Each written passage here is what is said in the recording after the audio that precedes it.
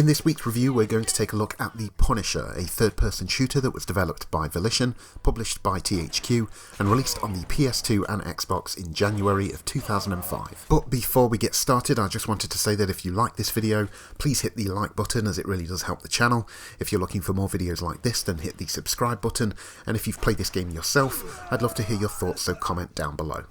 Now, let's move on to the review.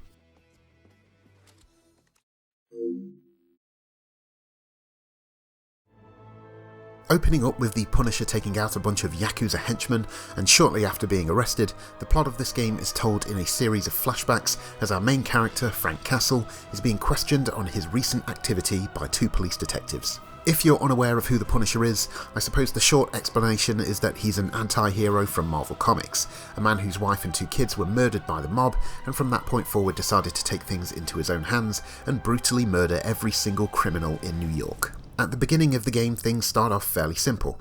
Frank decides to clear out a crack den which leads to the mob, and his back and forth with the mob lead him to more powerful enemies, which I won't spoil. In fact, I won't focus too much on story at all because there are a lot of cameos, some of which even caught me by surprise and are fun to discover on your own.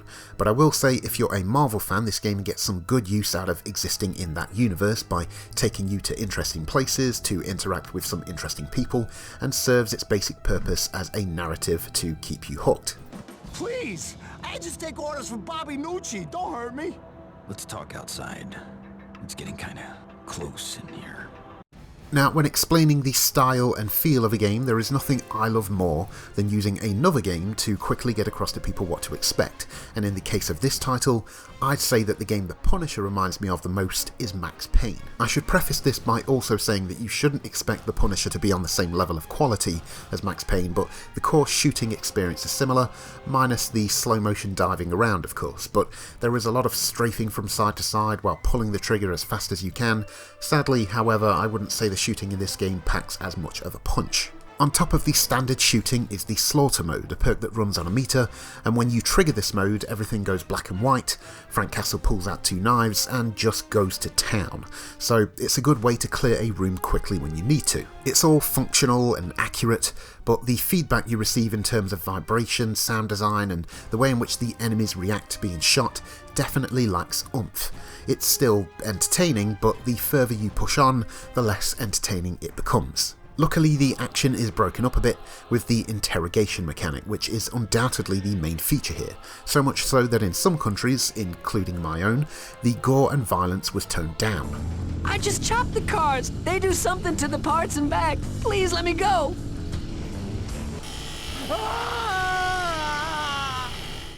So here's how it works. Occasionally you'll get the prompt to interrogate a criminal for more information. Sometimes it'll be simply holding a gun to their head, sometimes it'll be holding them over a ledge, and sometimes it'll be holding their head above a pool of piranhas. You have to use the thumbstick to gently apply pressure so that you intimidate them enough to give up the information you need, but if you're not careful, you'll end up killing them.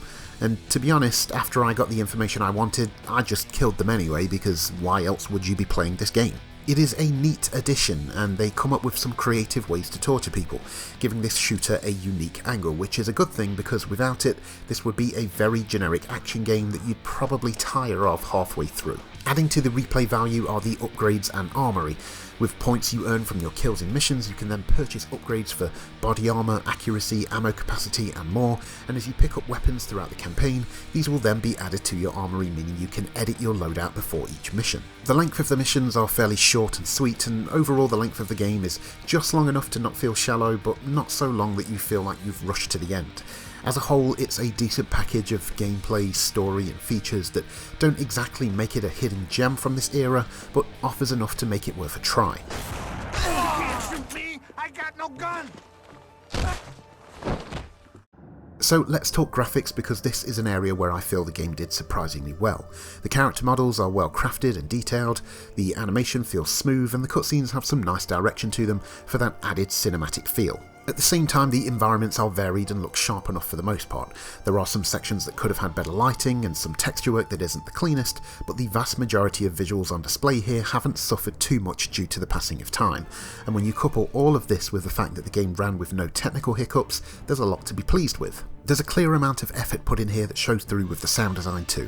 Apart from the gunfire that I personally think sounds a bit meh, this title does feature a cool orchestral and dramatic sounding soundtrack that kicks in during the bigger action sections, and not only does it sound original, but it fits in with the tone of the game. Finally, we have the performances of the voice actors, and interestingly enough, even though I don't believe this game is a movie tie-in from the Punisher movie that was released a year earlier, Thomas Jane, who played Frank Castle on the big screen in 2004, decided to get involved with the game by lending his voice to the character. The chatter amongst the henchmen during the missions is forgettable and cliched at best, but the dialogue between the main character in between missions is certainly above par, at least for a video game in 2005 anyway. It's a shame I could kill you only once, Bobby.